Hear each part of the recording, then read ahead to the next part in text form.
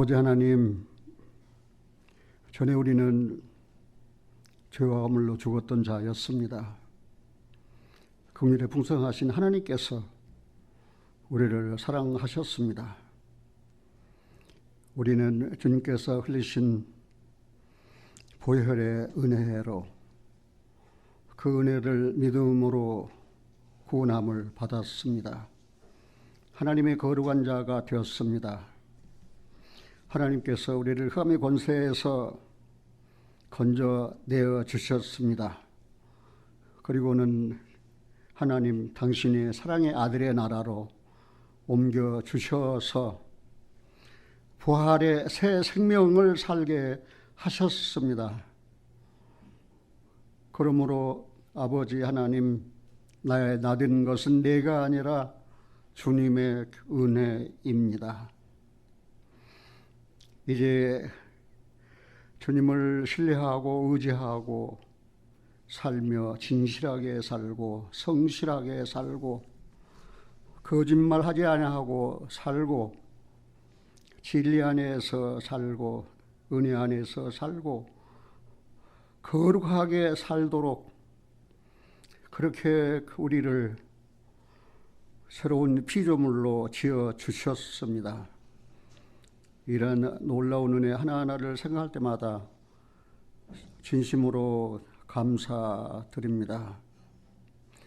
하나님 아버지, 나의 갈 길 다 가고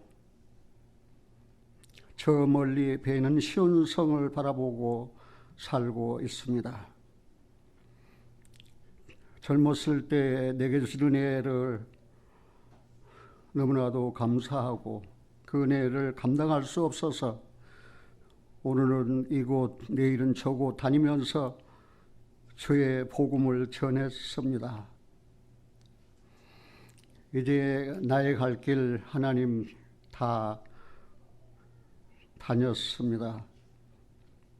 저 멀리 배는 시온성을 바라볼 때에 거기 계신 내 아버지 하나님, 겨울날이 얼마 남지 않은 사실을 생각할 때에 너무나도 감격스러워서 눈물이 나려고 합니다.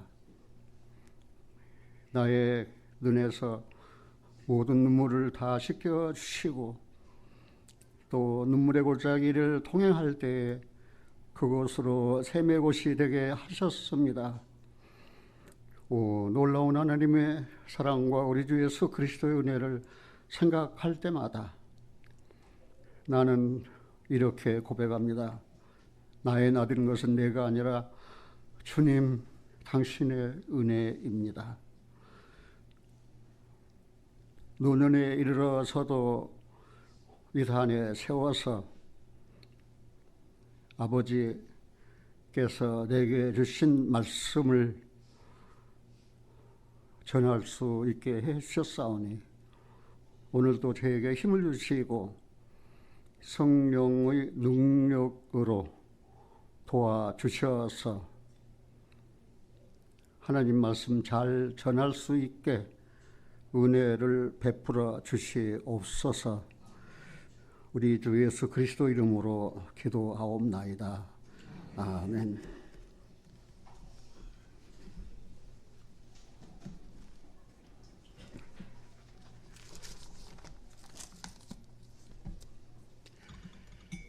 오늘 들으실 말씀은 이미 많이 다 들으신 말씀입니다.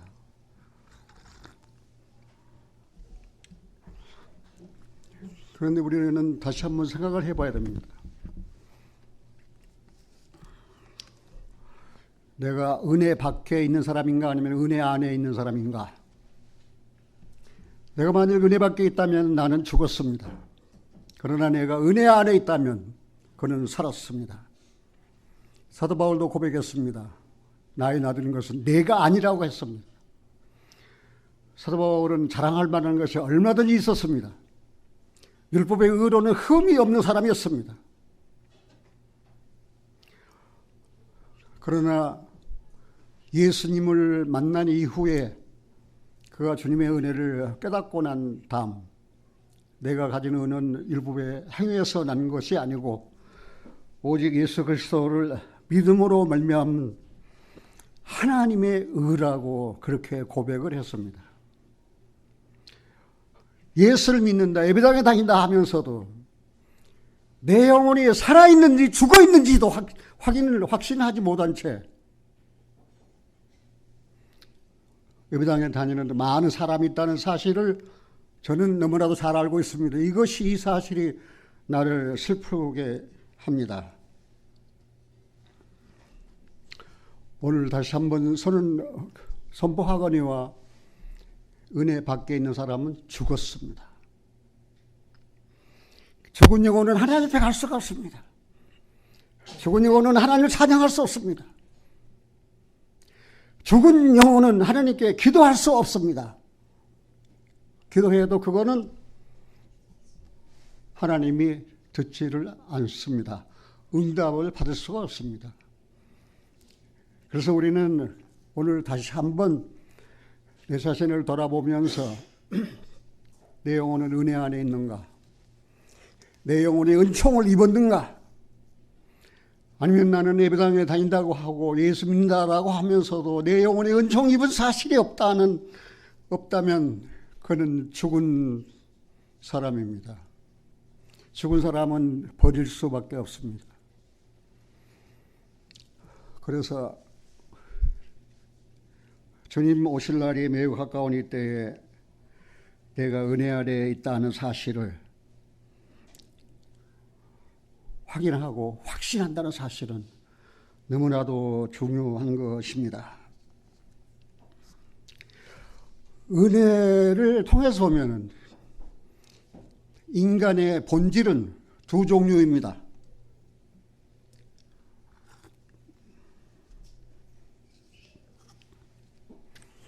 나이를 먹다 보니까 몇 마디만 하면은 그냥 입이 말라서 물을 잡고 마실 수밖에 없어요. 내가 내 설교한 테이프를 보니까 얼마나 그런 무슨 물을 많이 마시는지 말입니다. 그런 좀 보기 싫더라도 이해하시고 들어주셨으면 좋겠습니다. 한 가지 더 말씀드리고 싶습니다. 화살은 바위에 박히지 않습니다.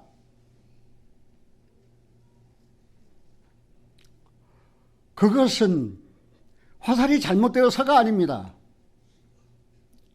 바위가 단단하기 때문입니다.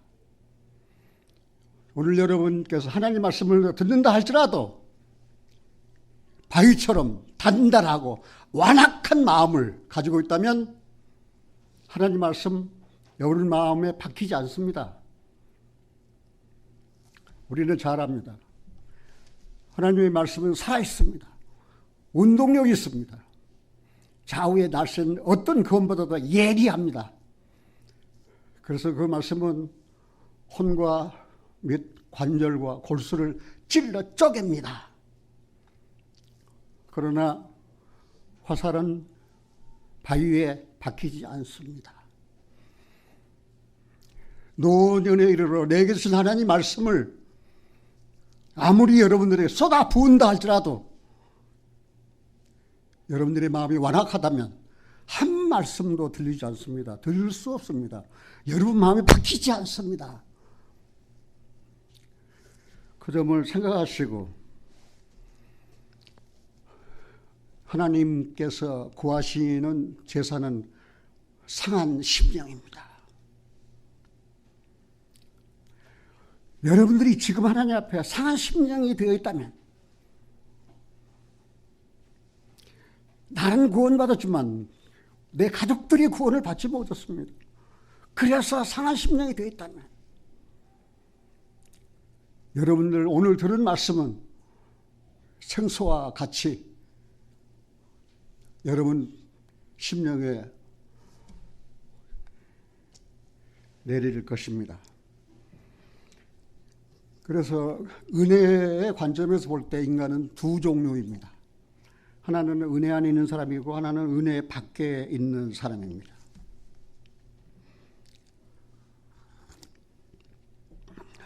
그런데 은혜 안에 있는 사람은 살았지만 은혜 밖에 있는 사람은 죽었습니다. 그럼 은혜 밖에 있는 사람은 어떤 사람이냐? 예수를 자기가 그리스도, 자기의 메시아, 자기의 구세주로 믿지 않는 사람은 은혜 밖에 있는 사람입니다. 하나님의 세상을 사랑하셨습니다. 독생자를 보내주셨습니다. 예수님은 친히 나무에 달려 그 몸으로 내 죄 그리고 온 세상 죄를 다 담당하셨습니다. 그 이유는 죄에 대하여 죽고 의에 대하여 살게 하기 위해서입니다. 그래서 은혜 밖에 있는 사람은 첫째 예수를 자기의 구세주로 믿지 않습니다. 이 사람은 은혜 밖에 있는 사람입니다. 은혜 밖에 있는 사람은 하나님의 심판의 대상입니다. 하나님의 심판을 받을 수밖에 없습니다.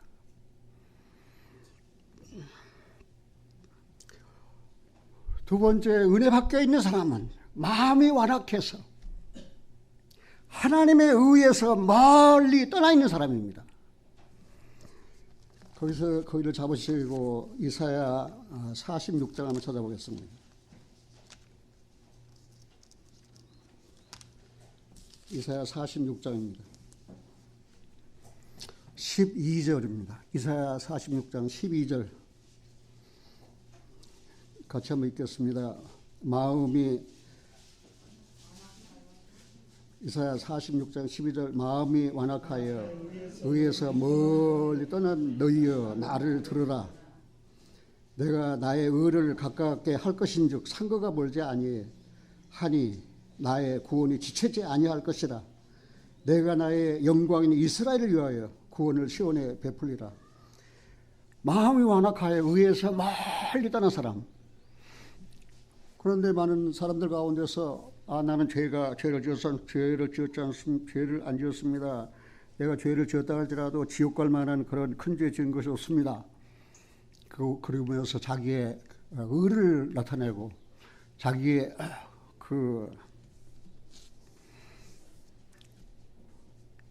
죄 짓지 아니었음을 강변하지만 우리는 이사야 64장을 통해서 대대 우리는 다 부정한 자 같아서 우리의 의는 더러운 옷과 같다고 그랬습니다. 여기서 말하는 의는 인간의 의가 아닙니다. 하나님의 의를 말하는 것입니다. 의에서 멀리 떠난, 하나님의 의에서 멀리 떠난 자들, 마음이 완악한 자들입니다. 아무리 복음을 전해도, 눈물을 흘리면서 복음을 전해도 마음이 완악해서 마음을 열지 않습니다. 귀를 기울이지 않습니다. 그러나 나의 전도 생활을 통해서 돌이켜볼 때에 마음이 완악하지 아니하고 마음이 가난하고 마음이 슬프고 마음에 상처가 있는, 심령에 상처가 있는 사람은 죄값은 사망이다. 그러니까 그 말을 듣자마자 눈물을 흘리면서 나는 죄인입니다. 내가 어떻게 하면 구원을 받을 수 있느냐고. 그래서 전도했더니 구원을 받았어요. 그런데 그 군대 가가지고 자기 중대장한테 전도를 했어요. 그 자기 중대장이 구원을 받았어요. 구원받은 자기의 중대장을 나에게 모시고 왔어요. 그 사람은 어떤 사람입니까? 마음이 완악한 사람이 아닙니다. 그런 마음이 가난한 사람입니다. 그런 마음에 상처가 있는 사람입니다. 그런데 치료가 필요한 사람입니다. 그런데 잘나지도 못하면서 잘난 척하고 교만하고 마음이 완악한 사람은 아무리 은혜로운 말씀을 전해도 들리지 않습니다. 그리고 깨닫지를 못해. 여기 분명히 말씀하셨습니다. 마음이 완악하여 의에서 멀리 떠난 너희여. 제가 하나님 앞에 감사할 수 있는 것은 마음이 완악하여 하나님을 위해서 떠난 너희여, 너희는 심판을 받고 멸망해라가 아니고, 같이 한번 해봅시다. 나를 들으라입니다. 나를 들으라 그 말입니다. 아무리 마음이 완악한 자라도, 그리고 하나님에 의해서 멀리 떠나 있는 자라도 나를 들으라 그 말입니다. 그럼 어떻게 하시겠다 그 말입니다. 내가 나의 의를 가깝게 할 것이다. 내가 나의 의를, 하나님의 의를 너에게 가깝게 할 것이다 그 말입니다. 하나님의 의가 하늘에 있다면 우리는 그 멀리 있는 하나님의 의를 어떻게 내 의로 만들 수 있습니까?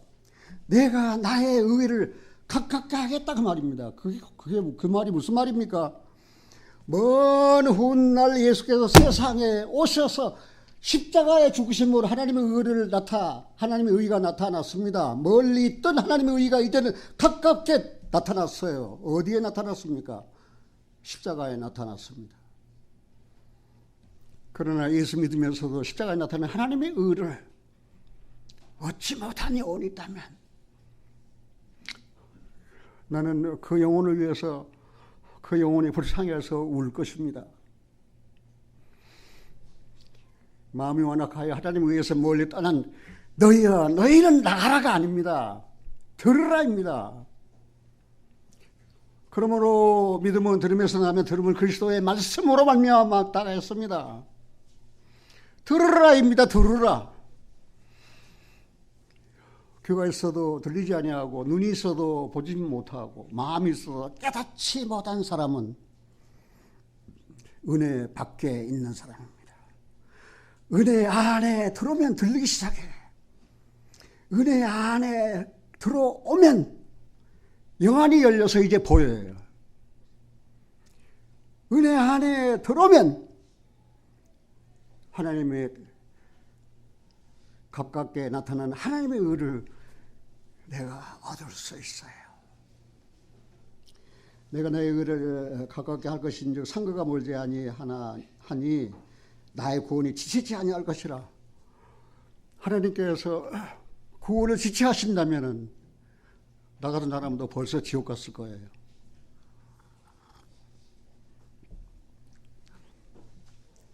나는 자살해 보려고 했던 경험이 있거든요. 나는 죽어보려고 했던 경험이 있거든요. 이 세상이 너무나도 부조리해가지고 부당해가지고 말입니다.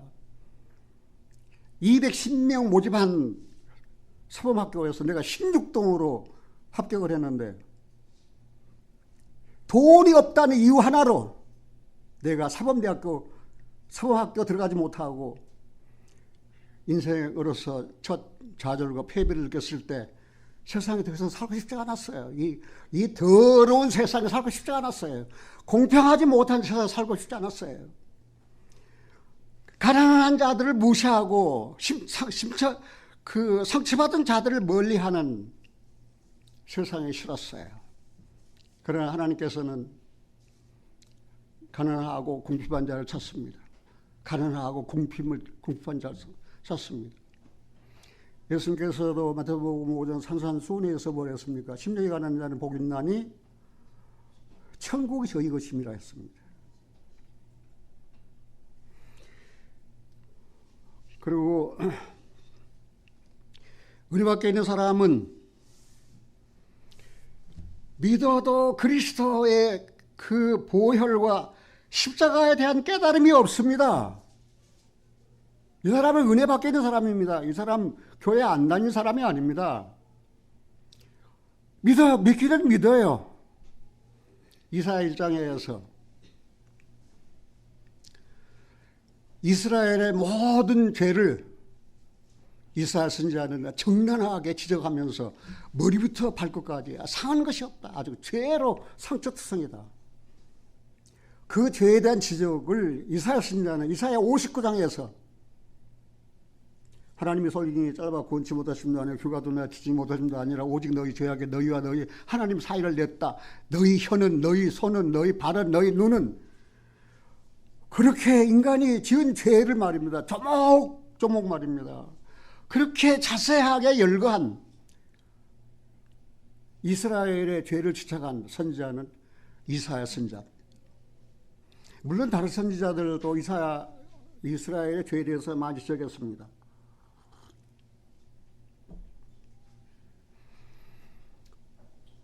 그렇게 믿어도 그리스도 보혈, 십자가와는 아무 관계가 없어요. 깨닫지를 못해요.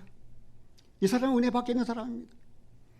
내가 기독교 종교에서 20년 동안 믿었습니다. 그러나 나는 하늘나라에 갈 확신이 없었습니다. 자신이 없었습니다. 아직도 나는 죄인이었기 때문입니다. 내가 오늘 죽으면 지옥 간다는 사실을 알았습니다. 내가 성경을 많이 읽었습니다. 내가 성경을 중학교 때 주일학교 교사였습니다. 내가 중학교 3학년 때 구역 모임 인도자로 내가 설교하는 사람이었습니다. 그러나 나는 주님의 보혈과 십자가에 대한 아무 깨달음이 없이 지식만 가지고 있었습니다. 그 지식이 나를 구원하지 못했어요. 그래서 어느 날 마태복음 15장에서 이 백성이 나를 존경하되 마음은 내게서 멀도다. 사람의 계명으로 교훈 삼아 가르친 나를 헛되이 경배한다. 내가 하나님 헛되이 경배했음이 드러났습니다. 그게 내 20년 신앙의 결산입니다. 나는 오늘 죽으면 지옥 갑니다. 그 20년 믿은 내 신앙의 결산이었습니다. 나는 괴로웠습니다. 마음이 상처는 너무너무 깊었습니다. 그래서 많이 울었습니다. 그런데 찬송가에 라버트 로우리 목사님이 지은 찬송이 하나 있었는데 울어도 못하네, 참아도 못하네, 힘써도 못하네, 믿으면 하겠네요. 나는 의문이 생겼습니다. 내가 예수 20년 믿었는데 뭘 어떻게 믿으란 말입니까? 나는 하나님께 따졌습니다. 거기 결론 났습니다. 하신 일을 힘입고 죽게 가기만 하면 영원 삶을 얻네. 그제서야 하신 일, 그가 질민의 허물을 인하며 그가 삼인의 죄악을 인하며 사실이 드러났습니다. 하신 일을 힘입고 친히 나무에 달려 그 몸으로 내 죄를 담당하신 사실을, 그 피가 내 죄를 깨끗게 씻어주셨다는 사실을 그때 처음 깨달았습니다. 죽게 가기만 하면 영원 삶을 얻네. 그래서 나는 영생을 얻었습니다. 영원한 삶을 얻었습니다. 진실로 진실로 너에게로 노니 누구든지 내 말을 듣고 또 나 보내신 이를 믿는 자는 영생을 얻었고 심판에 이르지 아니하느니 사망에서 생명으로 옮겼느니라. 주님의 보혈과 십자가의 은혜를 처음 깨닫던 그날,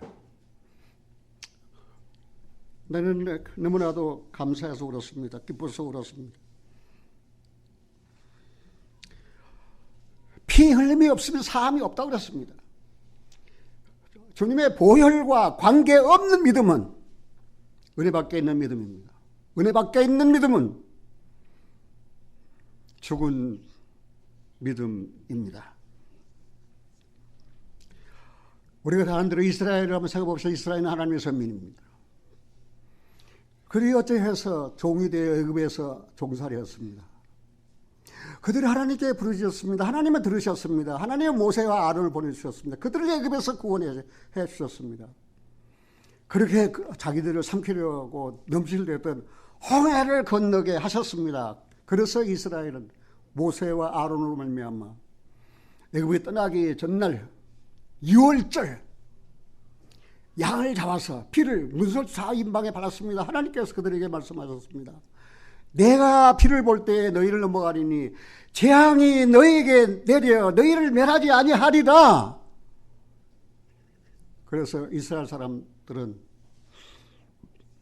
재앙을 당하지 아니하고 장자 심판 받지 아니하고 6월절 어린 양 피를 잡아서 문설주 좌인방에 바로 애굽에서 나왔습니다. 하나님께서는 그들을 광야로 인도하셨습니다. 광야에서 나오시는 은혜를, 애굽에서 구원하시는 은혜를 잊어버리고 목이 말라요, 배가 고파요. 그러니까 하나님께서는 반석을 쳐서 물을 내주셨습니다. 하늘을 열어 하늘의 양식 만나를 주어 먹게 하셨습니다.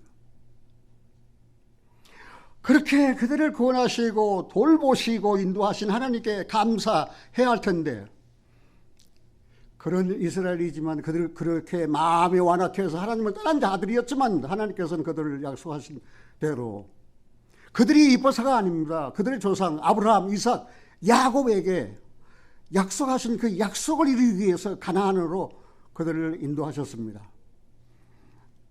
그럼 구원받고 광야에서 훈련받고 연단되고 또 하늘의 양식도 맛본 그들이 가나안에 들어와서는 하나님을 잘 섬겨야 되지 않습니까? 그런데 이스라엘은 하나님의 은혜를 받은 이 이스라엘은 은혜 밖에 있었습니다. 은혜 밖에 있어서 뭐를 한 줄 아십니까? 에스겔서 20장 한번 찾아보겠습니다.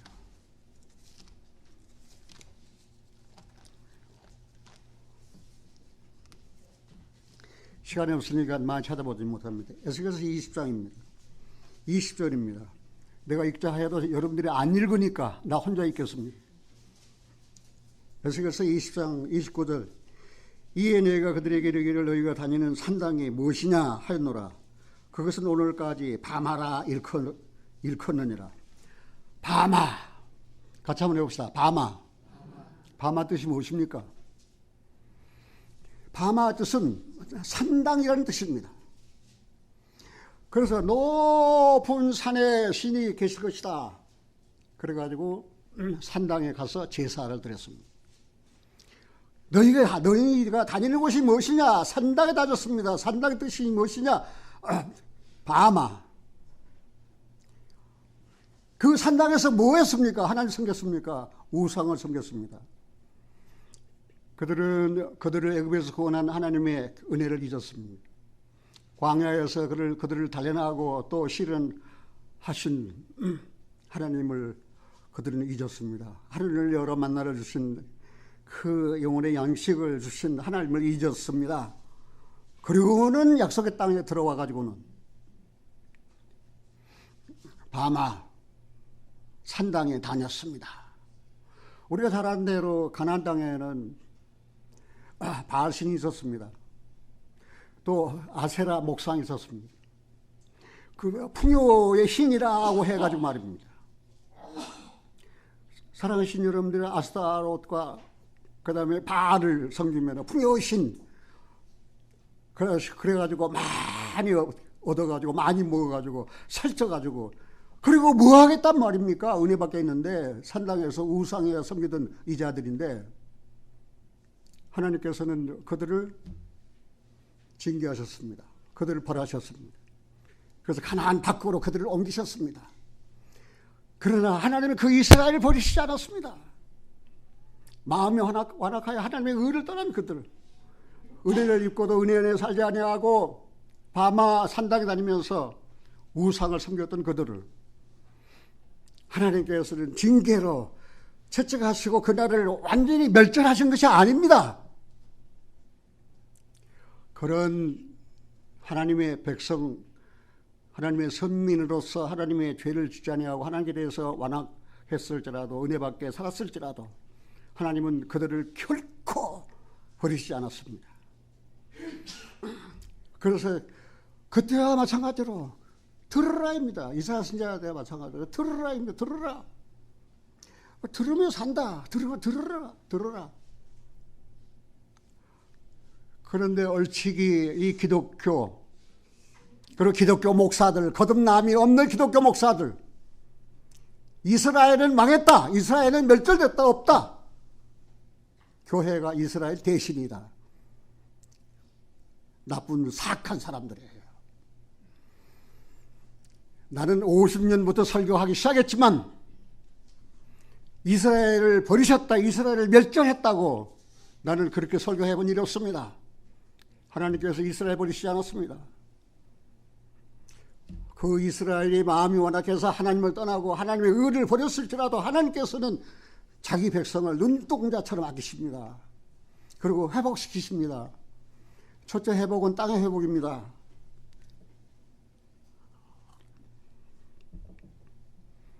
2000년 동안이나 버림당하고 살았던 이스라엘은 1948년 독립했습니다. 돌아왔습니다. 땅을 차지했습니다. 예루살렘이 시온에서 나를 섬기게 하리라. 이사야 46장 13절에 아까 우리 읽어봤잖아요. 그 말이 성취됐어요. 이제는 무엇의 회복입니까? 그들의 심령의 회복입니다. 시간에서 보면은 땅은 이미 회복됐어요.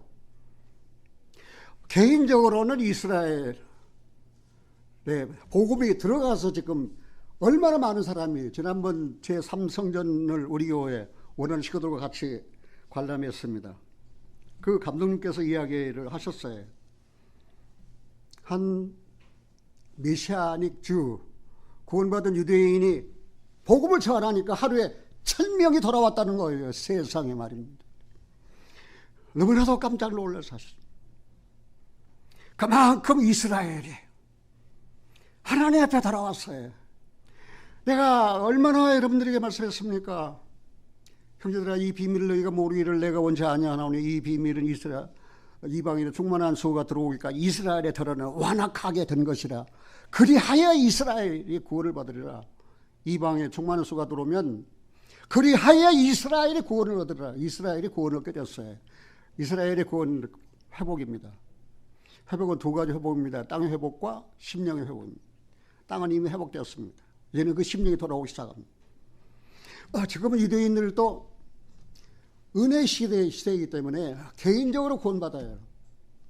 그러나 이스라엘 할 때 나 개인을 말하는 것이 아니고 이스라엘은 한 국가, 한 민족을 이야기하고 있는 것입니다. 이제 민족적인 회개를 이룰 날이 얼마 남지 않았다는 사실입니다.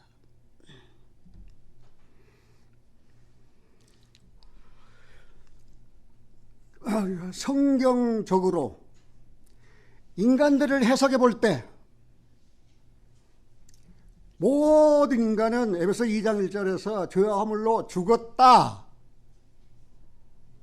그런 사람들은 기도할 때 그렇게 기도합니다. 죄와 허물로 죽을 자인, 죽을 자가 아니 이미 죽었다. 우리가 에레미야 13장 23절에 보면은 구스인이 그 표범이 그 반점을 변할 수 있느냐, 할 수 있는데 악에 익숙한 너희도 선을 행할 수 있으리라. 그 말을 다른 의미로 해석해 보면은 인간은 선을 행할 수 없다고 말입니다. 왜 그렇습니까? 죄인이기 때문입니다. 콩 심었으면 콩 나고 팥 심었으면 팥 납니다. 콩 심은데 팥 나지 않습니다. 하나님의 의의를 심었으면 이제는 구원을 거두고 공의를 거두고 거룩을 거두는 것입니다. 그러나 하나님의 의의가 심어지지 않았으면 인간의 의는 더러운 걸레와 같습니다.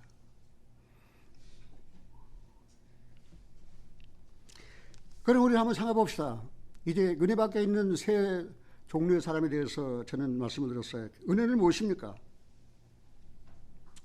거저 사랑으로 베풀어주는 후한 혜택이라고 국어서에는 기록되어 있어요. 은혜가 무엇이냐? 거저 사랑으로 베풀어주는 후한 혜택. 그런데 성경적인 측면에서 은혜가 무엇이냐? 측량할 수 없는 하나님의 넘치는 사랑입니다. 그게 은혜예요.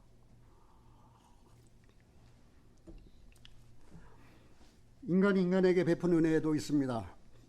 그러나 하나님께서 죄인에게 베푸신 은혜는 전혀 다릅니다. 1969년 말이었습니다. 내가 살고 있는 데는 파주였습니다. 그런데 우리 동네에 궁핍하고 가난한 한 사람이 있었습니다. 그런데 동네 사람들에게 평판이 좋지 않습니다. 그 사람하고는 누가 상대를 하려고 하잖아요. 평판이 안 좋아요. 그런데 내가 출근하기 전에 그분이 우리 집에 터덕터덕 찾아왔습니다.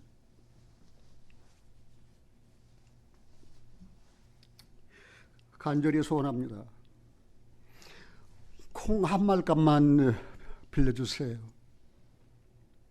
그러면 그 콩을 가지고 두부를 만들어 가지고 내 처자식들하고 굶어 죽지 않고 먹고 살겠습니다. 가난하고 궁핍한 그리고 평판에 좋지 않은 그 사람이 내게 왔을 때, 그 은혜를 구했을 때 나도 도울 만한 여유가 없는 가난한 사람이었습니다. 나는 그 사람의 영혼을 받습니다. 그리고 내게 주신 하나님 말씀이 상관없습니다. 내가 네 허물을 빽빽한 구름의 사라짐같이, 네 죄를 안개의 사라짐같이 도말하였으니 너는 내게 돌아오라. 내가 이분에게 은혜를 베풀면, 그 말씀을 내가 전해주면은 듣고 돌아오라. 그랬으니까 하나님 앞에 돌아올 수 있겠다 싶어가지고 정말 아내하고 의논해가지고 콩 한 마리값 빌려다 주었습니다. 그런데 그 콩 한 마리를 가지고 매주 써가지고 두부를 만들어가지고 부인이 이고 다니면서 동네 하면서 두부를 팔았어요. 두부를 만들고 나가니까 비지가 남습니다. 그리고 그 비지를 버릴 수가 없잖아요. 이거는 짐승의 양식입니다. 그래서 그거를 돼지를 먹였습니다. 돼지 한 마리 사다가 돼지를 먹였습니다. 돼지가 새끼를 낳고 2마리 되고 3마리 되고 10마리 내고 20마리 되고, 그분은 일어나기 시작했습니다. 그분은 부자 되기 시작했습니다. 파주 일대 전부 다 그 공장에서 나오는 두부를 다 공급했습니다. 나중에는 서울 시내까지 그 공장이 확장돼가지고 납품했다는 소식을 들었습니다. 큰 부자가 됐습니다. 내가 내 자랑을 하기 위해서 이 말을 하는 거 아니에요. 지극히 작은 인간이 베푼 은혜라도 그 은혜를 통해서 이렇게 부자 되고 잘 살 수 있는데, 하나님의 은혜라면 얼마만큼 우리로 하여금 풍성하고 넉넉하고 부자로 살 수 있게 만들어 주겠느냐 그 말입니다. 인간 은혜도 그러는데,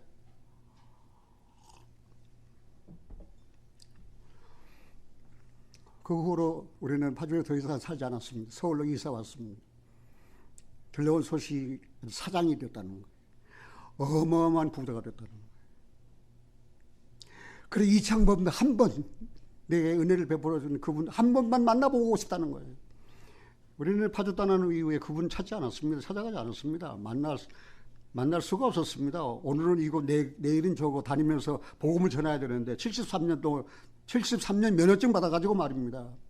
내가 운전하고, 내가 가서 설교하고, 내가 가서 개인 상담하고, 내가 신방해주고, 그리고 내가 담임하고 있는 인천에 와서 교회를 돌보려고 하니까 내가 뭐 다른 사람 만날 그런 여유 뭐 없었어요. 오늘은 이거 내일은 저거 정처 없이 다녀야 되기 때문에 그렇습니다. 사랑하신 여러분들, 사람이 베푼 은혜도 그럼 그만큼 풍성하게 하고 부자로 잘 살게 하는데, 하나님의 은혜는 얼마나 우리를 잘 살게 하겠느냐 그 말입니다. 나는 하나님의 은혜로 잘 삽니다. 제 아내가 그래요. 여보, 나는 시장 볼 수가 없어. 뭘 사야 되는지 시장 갔다가도 잊어버려. 그래 당신이 호박 하나라도 사오고 오이 하나라도 당신이 사다 줘. 그래야만 내가 삶을 끌어갈 수 있겠어. 그래서 이야기가 뭐 설교도 뭐 생활이니까 어차피 우리 다 사는 거 아닙니까? 사는 거 다.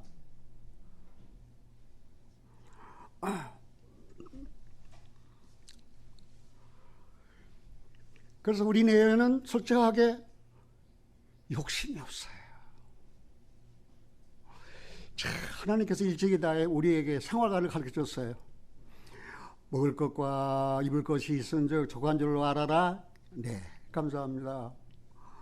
돈을 사랑하지 말어. 돈 사랑하면 그게 일만하게 뿌리야. 지난번에 제가 설교했죠. 문둥이에 정결케 되는 구속과 정결의 은혜에 대해서. 준비한 재료가 무엇이었습니까? 백향목과 우수초였습니다. 백향목은 그 교만한 것입니다. 크다고 말입니다. 높다고 말입니다. 아래에 내려다보고 깔보고 말이 교만입니다. 우슬초는 소무릎의 풀입니다. 그거는 겸손입니다. 그럼 나는 레위기서에서 일찍이 그 사실을 배웠기 때문에 교만하지 말아라. 네가 구원받았다고? 네 행위로 구원받았어? 너는 네 행위로 구원받지 않았어. 은혜를 믿음으로 구원받았지. 그러니까 자랑할 데가 없단 말이야. 하나님께서 일찍이 일러주셨어요. 우슬초, 소, 무릎, 풀, 보잘것없는 땅에 붙은 낮아져서 겸손해라 그 말입니다. 그래서 저는 전동이 된 이후에 평생 백향목나무와 우슬초 교훈으로 살았습니다. 교만하지 아니하고 낮아져서 겸손한 법을 주님께서 내게 배워주셨어요. 그게 바로 은혜 안에 사는 거예요. 은혜를 입은 사람의 생활이에요. 왜요? 행위로 구원받은 게 아니거든요. 은혜로 구원받았거든요. 자랑할 데가 어디 있어요? 내가 구원받았다고 해도 자랑할 데가 없어요.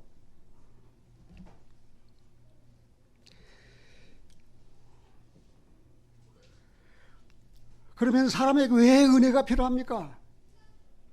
아까 얘기한 대로 평판이 좋지 아니하고 그렇게 천박하고 그다음에 상처받고 갈급한 그분은 인간에게라도 은혜를 구했듯이 은혜가 왜 사람들에게 필요합니까?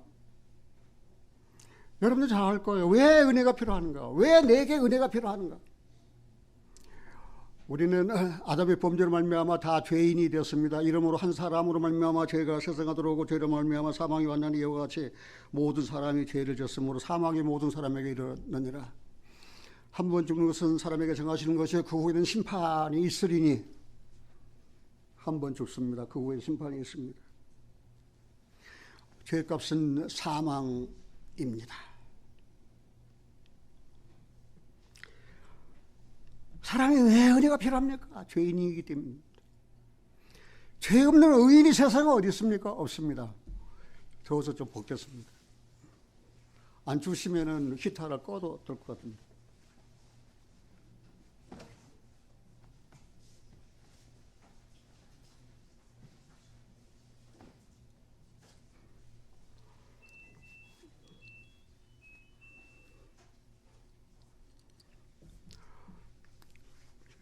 사람에게 왜 은혜가 필요합니까? 대답들 못 하시네요. 사람에게 왜 은혜가 필요합니까? 죄인이기 때문입니다. 죄 없는 의인이 있습니까? 죄 없는 의인이 세상에 아주 없습니다. 아니, 아주 없는 것이 하나도 없습니다. 그래서 생명을 얻으려면, 영원한 생명을 얻으려면, 죄인이 영원한 생명을 얻으려면 은혜가 필요합니다. 은혜가 필요 없는 사람이 어디 있습니까? 자신의 은혜, 자신의 공로로 구원받는 것이 아니고 은혜로 구원함을 받는 것입니다. 성경의 주제인, 성경에서 주제로 많이 사용된 용서, 은혜의 말씀과 관계됩니다. 다윗도 그렇게 죄를 지었습니다. 간음죄 지었습니다. 그거를 감추려다가 살인죄까지 였습니다. 그 다윗이 용서받았습니다. 은혜의 말씀과 관계가 됩니다. 구원도 은혜의 말씀과 관계됩니다. 중생도 은혜의 말씀과 관계됩니다. 회개도 은혜의 말씀과 관계됩니다. 사랑도 은혜의 말씀과 관계가 됩니다. 그래서 성경에서 되게 주제로 다루고 있는 용서, 구원, 중생, 회개, 사랑은 은혜의 말씀과 관계가 된다는 사실이에요. 용서받기를 원합니까? 은혜의 말씀이 필요합니다. 여러분들이 중생하기를 원하십니까? 은혜의 말씀이 필요합니다. 여러분이 거듭나기를 원하십니까? 은혜의 말씀이 필요합니다. 은혜의 말씀 아니고는 중생할 수 없어요. 은혜의 말씀 아니고는 용서받을 수 없어요. 은혜의 말씀 아니고는 거듭날 수 없어요. 로마서 3장을 한번 찾아보겠습니다.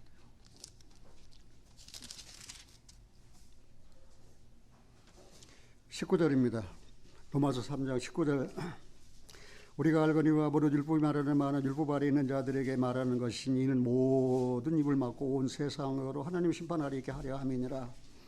그러므로 율법의 행위로 그 앞에 의롭다 하심을 얻을 육체가 없나니 율법으로는 죄를 깨달음이니라.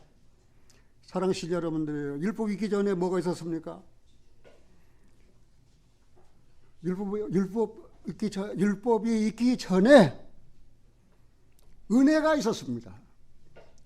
아브라함 본토 친척 아비집을 떠나는 것은 무엇입니까?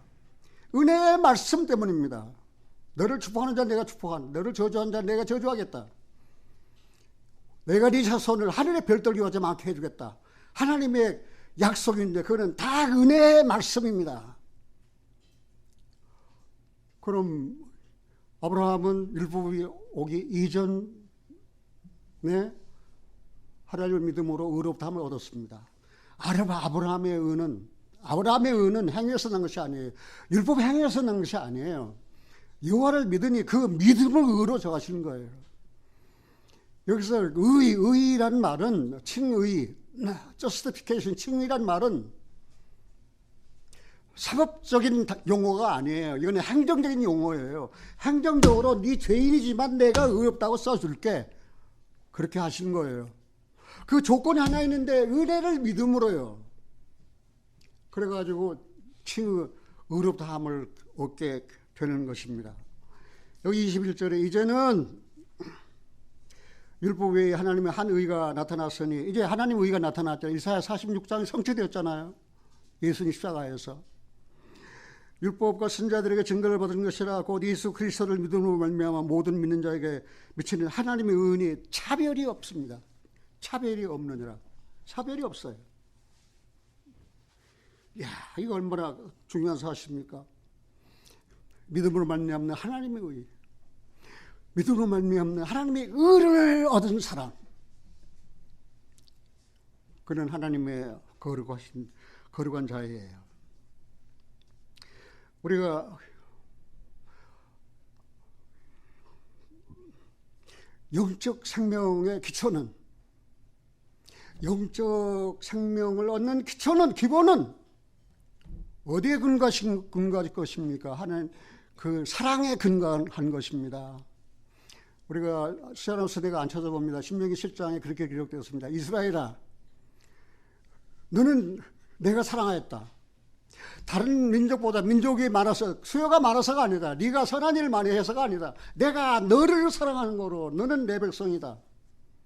그렇게 하나님께서 주권적인 선택을 하셨어요. 그래서 이스라엘 백성이 하나님의 백성이 된 것은 그들의 선행이나 그들의 의에 기초하는 것이 아니에요.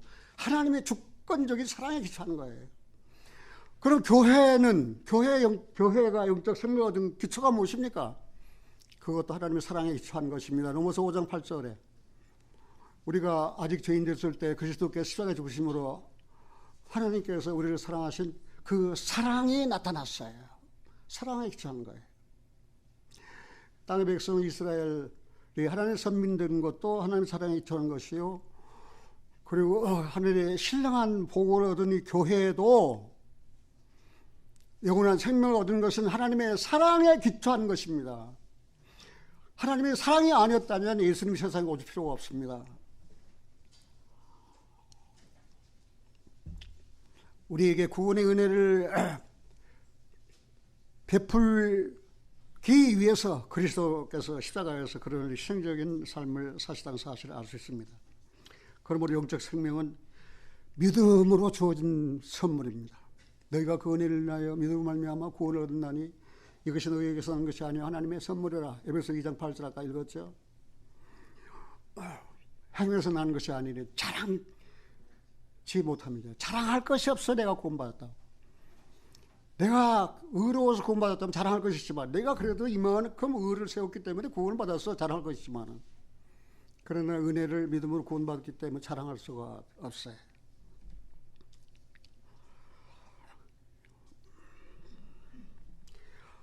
그러면 은혜를 믿음으로 구원받았으면 이제는 은혜로운 삶을 살아야 되잖아요. 은혜로운 삶을 살려면 첫째, 주님을 섬기는 의무적인 삶이 아니에요. 그럼 무엇이냐? 기쁨과 즐거움의 삶이에요. 아, 내가 구원받았으니까 이제부터 내가 하나님을 섬겨야지. 그리고 은혜를 의무적으로 산다면 평안과 기쁨이 없어요. 하나님을 섬겨야 되겠다는 의무, 그 종교입니다. 그 종교. 그런 종교적 삶은 평안이 없어요. 기쁨이 없어요. 나는 구원받고 난 다음에 세상에 나처럼 행복한 사람이 없어요. 나처럼 행복한 사람이 있으면 좀 만나보고 싶어요. 주 예수보다 더 귀한 것은 없네. 이 세상 부귀로 큰 무엇과도 바꿀 수 없는 주 예수보다 귀한 것 없네요. 아, 기뻐요. 평안해요. 감사해요. 두 번째, 은혜의 삶. 행위에 초점을 둔 율법적인 삶이 아닙니다. 구원받아가지고 그리스도인 말입니다. 행위에 초점을 둔 율법적인 삶을 살아요. 아, 내가 오늘 거짓말했는데, 아, 오늘 내가 이렇게 또 죄를 졌는데, 아, 오늘 또 오늘 그래가지고 행위에 기초를 두는 율법적인 삶. 그 사람은 율법에서 해방받지 못한 사람이에요. 행위에 기초를 둔 율법적인 삶이 아니고 하나님과 관계에 초점을 둔 삶이라는 것입니다. 하나님과 관계. 그러니까 내가 하나님과 어떤 관계냐? 하나님 나를 사랑하셨어. 그래서 하나님은 어떻게 하셨느냐? 그 아들 세상에 보내셨어. 죄도 없으신 분, 죄를 알지도 못하는 분 십자가에 못 박혀 죽으셨어. 그런데 내가 이렇게 살면 안 되지. 사랑하시는 여러분들이 행위에 기초를 둔 율법적인 삶이 아니에요.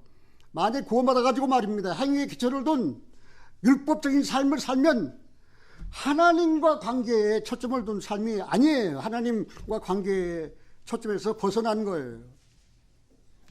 그럼 어떻게 하는 거예요? 내가 살 때 내가 죄를 짓거나 또가 내가 선한 일을 하고 옳은 일을 했다. 죄를 지을 때 내가 나를 사랑하신, 나를 내 죄를 대속하신 주님의 은혜를 저버리고 내가 딴 길로 갈 수 없지. 내 너 위하여 몸버려 피 흘려 죽었는데 넌 나를 위하여 뭐라는. 주님 잘못했어요. 하나님을 바라보니까 하나님의 사랑이 뚝뚝뚝 떨어져요. 그리고 십자가에서 고난받으신 그리스도, 그 몸에 하나님의 사랑이 뚝뚝 떨어져가지고 그리스도께서 내 죄를 담당하여 몸 찢기시고 살 찢기시고 피 흘리시고 그 피가 내 죄를 다 사해 주셨어요. 아버지. 그러면서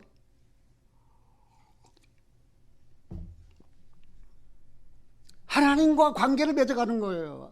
하나님 약속들을 더 알아야 되기 때문에 구약을 읽어야 되잖아요. 내 아버지께서 내게 이끌지 아니하면 아무도 내게 올 수 없다 했잖아요. 그 아버지가 누굽니까? 하나님입니다. 그 하나님이 어디 계십니까? 구약 성경입니다. 구약 성경을 읽으면 하나님을 만나요. 그래서 구약 성경에 어디로 인도합니까? 예수 그리스도에게 인도하는 거예요. 다 이루었다. 하나님의 주권적인, 하나님의 섭리, 하나님의 의지가 그리스도에서 다 성취되는 거예요. 세 번째, 그리스도를 위한 삶이 아니에요. 아, 내가 그리스도를 위해서 살아야지. 나를 구원해 줬으니 내가 그리스도를 위해서 살아야지. 그래서 그리스도를 위해서 살려고 하니까 또 이게 짐이에요. 아이고, 내가 그리스도를 위해서 오늘 살아야 되는데 내가 그리스도를 위해서 오늘 또 못 살았어. 탄식하는 거예요. 그런데 은혜를 받은 그리스도인, 은혜 안의 삶은 그리스도를 위한 삶이 아니에요. 확실히 깨달으세요. 그럼 무슨 삶이냐? 그리스도 안에서의 삶이에요. 어디서 삶이에요? 그리스도를 위한 삶이, 그리스도 안에서 삶으로 바꿔줘야지요. 왜요? 그리스도 안에 들어가면은 구원이 있어요. 은혜가 있어요. 용서가 있어요. 절제가 있어요. 의의가 있어요. 인내가 있어요. 사랑이 있어요. 절제가, 겸손이 있어요. 그거 다 있어요. 그리스도 안에. 어디가? 왜 그리스도를 위해서 살려고 합니까? 여러분들 그리스도를 위해서 살 수 있겠습니까? 내 아들이 부모를 위해서 살겠습니다. 땡! 거짓말쟁이. 부모를 위해서 살지 마라. 부모님 은혜에 감사하고 살아라. 나를 오늘날 이 땅에 존재하게 내 몸을 지어주신 엄마, 아빠 감사해요. 그 힘들고 어려우고 노동을 하면서라도 말입니다. 나 하나 잘 되라고 말입니다. 그렇게 기도하고 눈물을 흘려 빌어주시는 엄마, 아빠. 그 엄마, 아빠 안에서 살아라 그 말입니다. 엄마, 아빠를 위해서 살지 말고 말입니다. 거짓말하지 마세요. 그리스도를 위해서 살아요? 그리스도를 위해서 살았습니까? 그리스도 안에서 살았습니까? 그리스도를 위한 삶이 편안합니까? 그리스도 안에서 삶이 편안합니까? 그래가지고 구원을 받아가지고도 말입니다. 죄에서 율법에서 해방되지 못하고 로마서 8장 들어가질 못해요. 로마서 8장이 무엇입니까? 그러므로 누구든지 그리스도 안에 있으면 결코 정죄함이 없다 했습니다. 그 이유가 무엇입니까? 생명의 성령의 법이 죄와 사망의 법에서 나를 해방시켰다 그랬습니다. 죄에서 해방되지도 못하고 율법에서 해방되지도 못하고 말입니다. 그리스도인의 삶이 아주 엉망진창이에요. 제발 사랑하는 형제와 자매님들에게 그리스도를 위해서 살지 말고 그리스도 안에서 사십시오. 새는 공중에서 살아야 됩니다. 공중에서 살아야 할 새가 물속에 들어가면 죽습니다. 물고기는 물속에서 살아야 됩니다. 물속에서 살지 아니하고 모래 위로 나오면은 이 물고기 죽습니다. 그리스도인이요. 그리스도 안에 살면 행복합니다. 기쁨이 있습니다. 평안이 있습니다. 왜요? 그리스도 안에 눈만 뜨면은 다 있거든요. 먹을 거 다 있어요. 내 구원이 의심돼요. 그리스도 안에 들어가 눈 떠보세요. 그 안에 구원이 있잖아요. 의의가 모자라요. 그리스도 안에 들어가 보세요. 거기 의의 있잖아요. 용서예요. 내가 누구를 용서 못했다, 괴롭다. 그리스도 안에 들어가 봐요. 용서가 있잖아요. 그리스도 안에 들어가지도 아니하고 말입니다. 자기가 뭐 용서하려고 예를 쓰고 말입니다. 아우, 너무나 답답해. 나는 또 부르고 싶어요. 저 멀리 배는 나의 시온성. 내 아버지 집, 내 사모하는 아버지 집 가고 싶어요. 그런데 문제는 이제 결론으로 문제는 오늘도 시간 좀 지날 수밖에 없는데 끝내야 되겠는데 결론적으로 문제는 은혜를 믿음으로 구원받아. 나는 구원받았다. 그것이 끝이 아니에요. 사망에서 생명으로 옮겼다. 영생을 얻었다. 그것으로 끝이 아니에요. 그럼 뭐예요? 하나님의 주권적인 여지는 구원이 끝이 아니에요. 영생 얻은 것 끝이 아니에요. 어떤 사람은 구원받았다가 지 마음대로 살아요. 나는 의롭게 되었다가 자기 마음대로 살아요. 그거는 은혜 안의 삶도 아니고 은혜를 제대로 깨닫는 삶도 아니에요. 그럼 은혜를 믿음으로 구원받은 사람, 우리는 그의 만드신 바라 그가 만드셨어요. 우리는 새로 지으심을 입었어요. 그래서 새로 지으심을 입었는데 그럼 무엇으로 새로 짓는 건가? 하나님께서 당신이 사실 거처를 짓는 거예요. 하나님께서 교회를 지으시는 거예요. 지금 이게 중요해요. 구원받아가지고 끝, 영생 얻어가지고 끝. 교회를 몰라요. 교회를 모르니까 진정한 신앙 생활을 할 수가 없어요.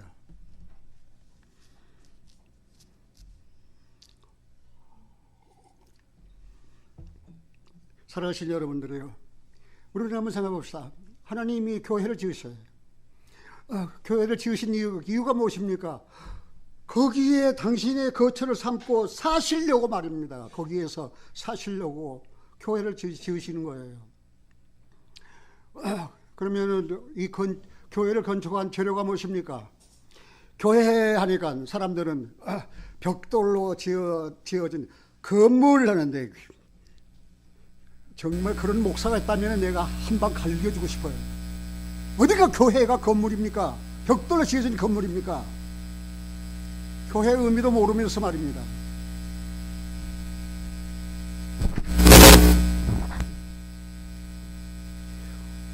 내가 목소리를 높이니까 이 마이크가 화가 나나 봐요.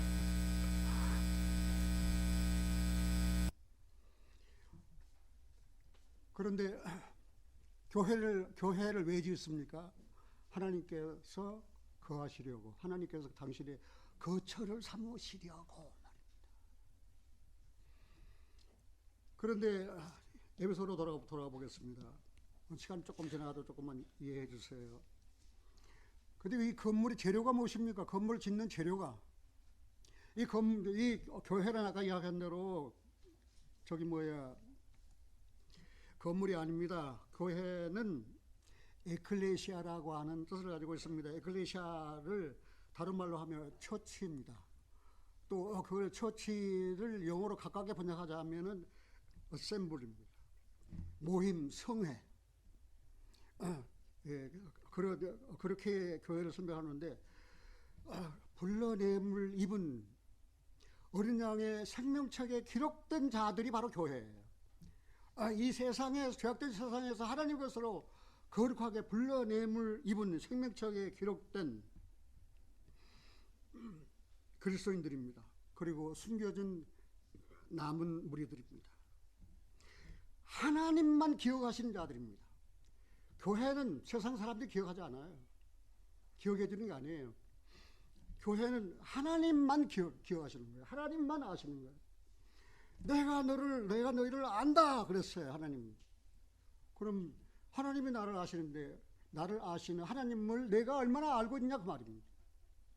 그에 따라서 하나님에 대한 신뢰, 의지, 그게 성립되는 거지. 하나님은 나를 아시는데 내가 하나님을 모른다면 말입니다. 하나님을 신뢰할 수 있습니까? 모르는 분을 어떻게 신뢰할 수 있어요?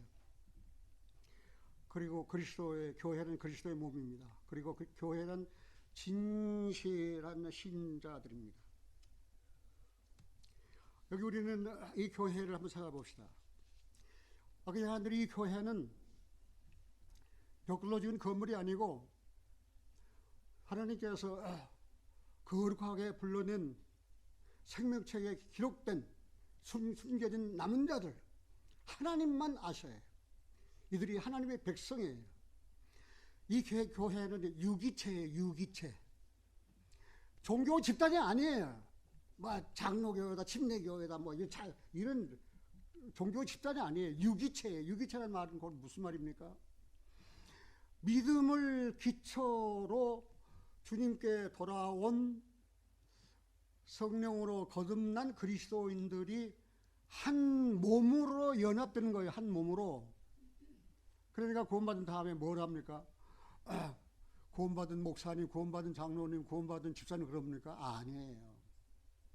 그런 목사, 장로, 집사는 나중에 교회 일을 하기 위해서 직분을 주는 거지.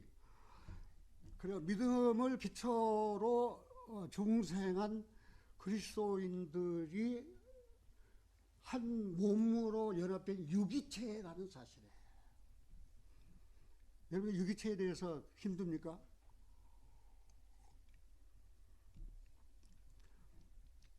이 교회의 머리는 그리스도예요. 우리는 다 그 몸의 지체예요. 우리는 베드로전서 2장에 보면 예수님을 교회 코너스톤 기초돌로 세우셨어요. 너희도 산돌로서 신령한 집으로 세워지고, 이게 바로 교회예요. 산돌입니다. 죽은 돌이 아니에요. 신령한 집으로 세워지고, 이게 바로 교회예요. 우리는 이 내용을 말입니다. 이스라엘 백성이 애굽에서 구원받고 광야에 나왔을 때 하나님께서 모세를 불러 특별히 명령하셨던 명령이 있는데, 그게 출애굽기 25장에 보면 시간이 없으니까 제가 있습니다. 21절, 출애굽기 25장 21절. 속죄소를 궤 위에 얹고 내가 네게 줄 증거판을 궤 속에 넣어라. 거기서 내가 너와 만나고 속죄소 위 곧 증거궤 위에 있는 두 그룹 사이에서 내가 이스라엘 자손을 위하여 네게 명할 모든 일을 네게 이르리라. 이게 바로 성막입니다. 이게 성막이에요. 성막을 지으라고 하셨어요. 성막을 지으라 하는 이유가 무엇입니까? 내가 거기서 너와 만나고 만날 장소예요. 교회를 지으실 목적이 무엇입니까? 그 교회 머리가 그리스도예요. 그 교회 안에 그리스도가 계셔요. 그러니까 내가 너와 만나고 내가 너에게 이를 모든 명령을 거기서 이루리라. 그게 바로 성막을 지은 목적이에요. 이 교회를 세우신 것도 역시 마찬가지예요. 그런데 말입니다. 출애굽기 36장 한번 보겠습니다. 출애굽기 36장 1절입니다. 출애굽기 36장 1절 부사렐과 오홀리압과 민 마음이 지혜로운 사람 곧 여호와께서 지혜와 총명을 부으사 성소에 쓸 모든 일을 할 줄 알게 하심을 입은 자들을 여호와의 무릇 명하신 대로 할 것이니라. 모세가 부사렐과 오홀리압과 및 마음이 지혜로운 사람 곧 그 마음에 여호와께로 지혜를 얻고 와서 그 일을 하려고 마음에 원하는 모든 자를 부르매 3절 따라 같이 읽겠습니다. 큰 소리로 그들이 이스라엘 자손의 성소의 모든 것을 만들기 위하여 가져온 예물을 모세에게 받으니라. 그러나 백성이 아침마다 자원하는 예물을 연하여 가져오는 거로 성소의 모든 일을 하는 지혜로운 자들이 각기 하는 일을 정지하고 와서 모세에게 고하여 가로되 백성이 너무 많이 가져오므로 여호와의 명하신 일에 쓰기에 남음이 있나이다. 모세가 명을 내리매 그들이 진중에 공포하여 가로되 무릇 남녀 하고 성소에 드릴 예물을 다시 만들지 말라 하매 백성이 가져오기를 정죄하니 있는 재료가 모든 일을 하기에 넉넉하여 남음이 있습니다. 세상의 말입니다. 이런 교회도 있어요. 성도들이 너무나 많이 헌금을 해요. 남아요. 우리 교회는 하나님 함께 하신 교회예요. 이 조그만 교회에 두 목사 모실 여유가 없어요. 경제적으로. 우리 솔직하게 해봅시다. 내가 재정 집사에게 묻고 싶어요. 우리 교회 빚진 거 있습니까? 우리 교회 빚진 거 있습니까? 인간적으로 생각하면 두 목사를 모실 만한 능력이 없어요. 이 교회가. 그런데 빚은 한 푼도 안 졌어요. 아멘 할렐루야. 얼마나 감사합니다. 왜요?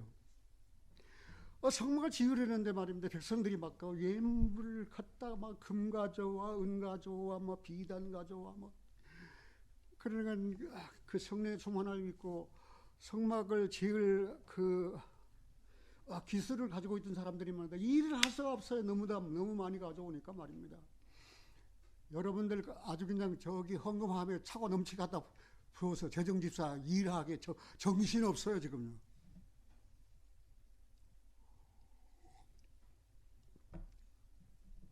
그만 가져오십시오. 헌금 그만하십시오. 세상에 저런 못된 목사가 헌금 그만하라니 말입니다. 자원하는 마음이 아니면 하지 마십시오. 뭐 때문에 의무적으로 합니까?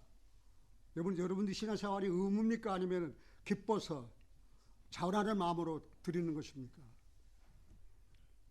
그래서 우리는 유기체예요. 한 몸으로 연결됐어요. 우리 머리 그리스도예요. 우리는 몸이에요. 그래서 형제, 자매 아무에게나 형제라고 자매라고 부르지 않아요. 왜? 한 몸. 이거는 내가 믿음을 기초로 해. 그래서 유기체니까 오른손이 아프면 왼손이. 나는 그냥 오른손으로 하는 운동만 하거든요. 배드민턴도 오른손으로만. 탁구도 오른손으로. 그리고 우리 집 사람은 나는 두 손으로 하는 운동이 제일 좋아. 배구. 그리고 집에서 운동 때문에 서로 그런 이야기를 나누고 있어요.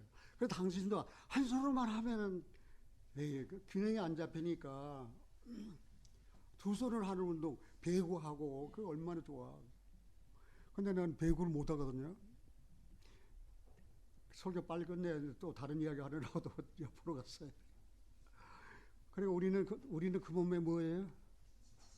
우리는 지체예요. 한번 옆에 돌아보세요. 같이 한번 해보세요. 날 사랑하는 형제예요. 날 사랑하는 자매예요.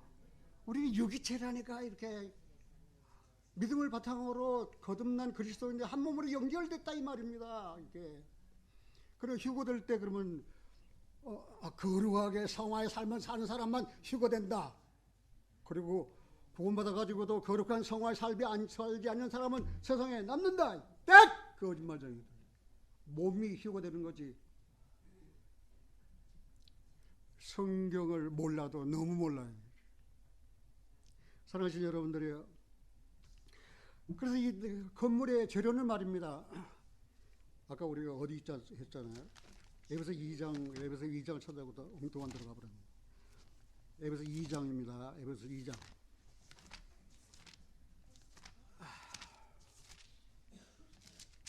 솔직히 내 심정 그렇습니다. 할 말은 많고 시간은 없고. 2장 2절입니다. 그때 너희가 그 가운데서 행하여 이 세상 풍속을 쫓고 공중의 권세 잡은 자를 따랐으니 곧 지금 불순종 아들들 가운데 역사하는 영이라.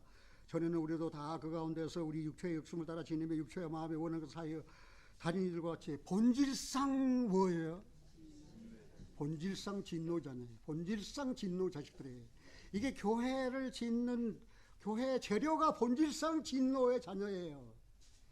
그런데 본질상 죄로 말미암아 심판받아 지옥 갈 진노의 자식들에게 하나님께서 긍휼을 베푸시고 사랑을 베푸셔서 은혜로 구원을 해 주셨어요. 뭐 하려고요? 교회를 지으실 재료로 삼으시려고. 이스라엘 백성이 광야에서 성막을 지었는데 그 성막 지을 재료가 광야에서 생겼습니까? 광야에서 금을 캤습니까? 광야에서 금 캤다는 기록 없어요. 그러면 어디서? 다 애굽에서 가지고 나온 거예요. 애굽에서 가지고 나온 것을 하나님께 드리면 성막이 되고, 애굽에서 가지고 나온 것을 가지고 술 먹으면 술의 종이 되고, 애굽에서 가지고 나온 것을 가지고 세상적인 삶을 살면 그런 파멸이에요.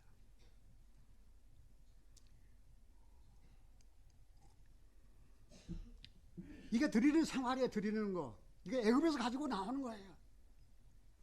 어떤 사람은 구원받기 전에 좋은 성품을 가지고 살아요. 아주 베풀고 친절해요. 그러면 구원받고 난 다음에도 그것을, 그 은사를, 그 은혜를, 그 은사를 다른 사람에게 이제 활용하는 거예요. 그러면 어떻게 되는 거예요? 하나님이 거하실 교회를 짓는 재료를 만드는데 사용된다는 사실을 우리가 알 수 있어요. 그런데 이 교회를 건축할 수단이 무엇입니까? 그 은혜를 인하여 믿음으로 말미암아 구원이 교회를 짓는 수단이에요. 교회를 짓는 재료는 진로 자식들이었는데, 그런데 이 교회를 짓는 수단은 그 은혜를 믿음으로 해요. 믿음으로 구원받은 사람들이에요. 그런데 교회 건축 목적이 무엇입니까? 아까 얘기한 대로 하나님이 사시려고 말입니다. 자, 에베소 시간이 없으니까 제가 뛰어갑니다. 20절 한번 보겠습니다. 20절. 에베소 2장 20절. 너희는 사도들과 선자들의 터 위에 세우심을 입은 자라. 그리스도 예수께서 친히 모퉁이 돌이 되셨느니라. 그 안에서 건물마다 서로 연결해 주 안에서 성전이 되어가고 너희도 성령 안에서 하나님의 거하실 처소가 되기 위하여 예수 안에서 함께 지어져 가느니라. 사랑하신 여러분들이 교회를 지으신 목적이 무엇입니까? 하나님께서 그 안에 거하기 위해서예요. 하나님께서 그 안에 사시기 위해서예요. 아까 이야기한 대로 그리스도는 모퉁이 돌이에요. 성도는 산돌을 같이 그 신령한 자들이에요. 이제 우리는 이 사실을 한번 생각해 봅시다. 교회를 짓는 재료, 교회를 짓는 수단, 교회를 지으시는 목적은 다 아시게 됐죠. 그런데 그런 은혜를 믿음으로 구원받은 자의 이제는 생활은 은혜 안에서 거룩하게 사는 거예요. 한 분의 간증을 한번 들어보겠습니다. 신약성경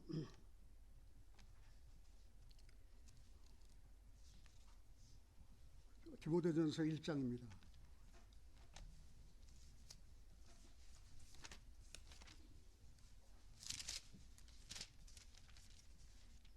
디모데전서 1장 사도 바울의 간증입니다. 사도 바울은 은혜를 믿음으로 구원받아가지고 어떻게 살았는가? 12절입니다. 나를 능하게 하신 그리스도 예수 우리 주께 내가 감사함은 그래 주께 감사했다. 나를 충성되게 여겨 내게 직분을 맡기심이니 내가 전에는 회방자여 핍박자여 포행자였으나 도리어 긍휼을 입은 것은 내가 믿지 아니할 때에 알지 못하고 행하였습니다. 우리 주의 은혜가 그리스도 예수 안에 있는 믿음과 사랑과 함께 넘치도록 풍성하였도다. 은혜가 어디가 있어요? 여기 14절 우리 주의 은혜가 그리스도 예수 안에 있는 믿음과 사랑과 함께, 그러니까 그리스도 예수 안에는 믿음도 있고 사랑도 있고 그 다음에 은혜도 있어요. 그 넘치도록 풍성했다 그랬습니다. 그러니 내 말이 잘 되었어. 내가 설교 잘못했습니까? 그리스도 위하여 살지 말고 그리스도 안에서 살자는 말이 잘못되었습니까? 그리스도 안에 믿음이 있잖아요. 그리스도 안에 사랑이 있잖아요. 그리스도 안에 은혜가 있잖아요. 그래서 그리스도 안에 살자 그 말입니다. 그래야 이제는 내가 나를 사랑하지 않아요. 내가 아무리 착한 일을 하고 의로운 일을 했어도 그거는 내가 아니에요. 내 안에 계신 그리스도예요.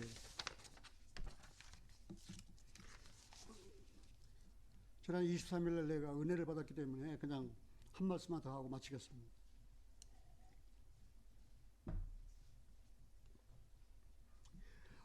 어니스트 해밍웨이가 있었습니다. 지난 24일 Living in God's Story, 하나님의 이야기 속에서 살자. 제목이 그런 제목이에요. 하나님의 이야기 속에서 살자. Living in God's Story. 그래 어니스트 해밍웨이에게 어느 사람이 그 딱 6마디 말로 흥미진진한, 다른 사람들에게 들어서 은혜가 되는 흥미진진한 문장을 만들 수 있습니까? 그런 허밍웨이가 대답을 했습니다. For sale, baby shoes, never worn. 그래 무엇입니까? For sale 팝니다. baby shoes, 어린아이 신발을 never worn, 신어본 일이 없어. 그 말을 들어서 보는 사람이 아니 어린아이 신발을 파는데 신어본 일도 없는 신발을, 어린이 신발을 파는데 이 어린이가 그 신발이 싫어졌을까? 아니면 이 어린이가 신발을 신을 수 없는 어떤 상처로 죽어버렸을까? 라고 하는 여러 가지 생각을 낳게 한다, 그런 뜻이에요. 그러면서 그 이야기가, 하나님의 이야기에는, 성경에는 중심이 되는 하나의 축이 있다. 하나님이 만물을 창조하셨다. 그런데 인류는 죄에 빠졌다. 우리를 죄에서 구원하시기 위해서 예수님이 이 땅에 오셨다. 그리고 죽으셨다. 그리고 부활하셨다. 그런데 이제 우리 주님이 다시 오셔서 만물을 회복하신다. 이런 것을 기다리고 있다. 이것이 성경에서 핵심 축을 이루는 중대한 말씀이다, 이 말입니다. 우리 다 아는 내용이에요. 성경의 중심이 무엇입니까? 하나님 창조. 그 인간을 지으셨는데 죄를 지어서 타락했어. 그 하나님께서 사랑하셔서 그 아들 세상에 보내셨어. 세상에 오신 예수님은 세상 죄를 다 짊어지시고 한번 죽으시고 죽은 자 가운데 부활하셨어. 그런데 그를 믿는 이제는 주님의 몸된 교회들을 위하여 다시 재림하신다. 이것이 성경의 성경의 축을 이루는 중요한 내용이에요. 거기서 벗어난 다른 중요한 이야기가 없어요. 창조, 인류, 죄, 십자가, 구속의 사건, 죽으시고 부활하시고, 그리고 예수님이 다시 재림하십니다. 나는 지난 23일 이 내용을 읽으면서 리빙 인 가스톨, 하나님의 이야기 안에서 살자. 그래서 나는 하나님과 관계를 맺은 하나님의 거룩한 자이기 때문에 나의 삶은 교만하지 말고 겸손하게 살아야 된다는 사실입니다. 사랑하시는 여러분들이요, 오늘 설교 제목이 무엇입니까? 은혜 밖에 있는 사람은 죽었다. 여러분들 은혜 밖에 있습니까? 아니면 은혜 안에 있습니까? 살았습니까? 죽었습니까? live or die. 살았느냐 죽었느냐. 생명적인 관계예요. 신앙은. 그걸 생각하시면서 그리스도 안에 다 있으니까 하나씩 다 찾아서 다 내 소유로 삼으세요. 내 마음의 보좌에 주님이 앉으셔서 이제는 그러니까 나를 지배하시고 나를 다스리시고 내가 행할 걸 누가 다 주님이 다 행하셔요. 나는 그분을 보고 그냥 따라가기만 하면 되는 거예요. 순종하기만 하면 되는 거예요. 사랑하시는 여러분들이요, 이제 3월 1일 날 우리는 뭐 합니까? 제목이 무엇입니까?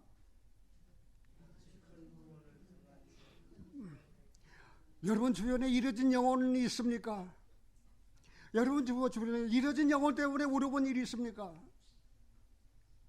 그 이뤄진 영혼들을 주님께 돌아오게 하기 위해서 우리는 많은 그 사랑의 수고 그리고 희생적인 삶이 필요합니다. 이번에 우리는 한 몸이에요. 유기체예요. 뗄래야 뗄 수 없는 형제자매들이에요. 지금 여기에 계시든지 여기에 안 계시든지 간에 그리스도를 믿음으로 구원받은 중생한 거듭난 그리스도인들은 그리스도 안에서 한 몸이에요. 하나님이 거하실 성전이 되어 가고, 이제는 성전이 완성되면은 자리가라 세상아 나는 가노라. 그리고 구원받은 그리스도인들이 물을 떠난 고기가 혹시 산다 하여도 예수 떠난 심령은 사는 법이 없어요. 예수님 내 주여 내 중심에 옷이 없어서 예수님 한 분으로 만족하옵나이다. 1900년 7월 4일 날 이성모 목사가 부흥회 때 불렀던 성가예요. 물을 떠난 고기가 혹시 산다 하여도 예수 떠난 심령은 사는 법이 없다, 그 말입니다. 기도합니다. 사랑의 아버지 하나님 감사합니다. 죄인이었습니다. 진로의 자녀였습니다. 그런데 은혜를 믿음으로 구원함을 받아 하나님이 거하실 교회를 지으시는 이제는 재료가 되었습니다. 내가 은혜를 믿음으로 구원받지 않았다면 하나님이 거하실 처소로 지어져 가지 아니할 텐데 은혜를 믿음으로 구원함을 받았습니다. 이제는 그 교회를 지으신 목적은 하나님이 거하시기 위해서입니다. 아버지 하나님, 이곳에 계심을 감사드립니다. 우리 주 예수 그리스도 이름으로 기도하옵나이다. 아멘.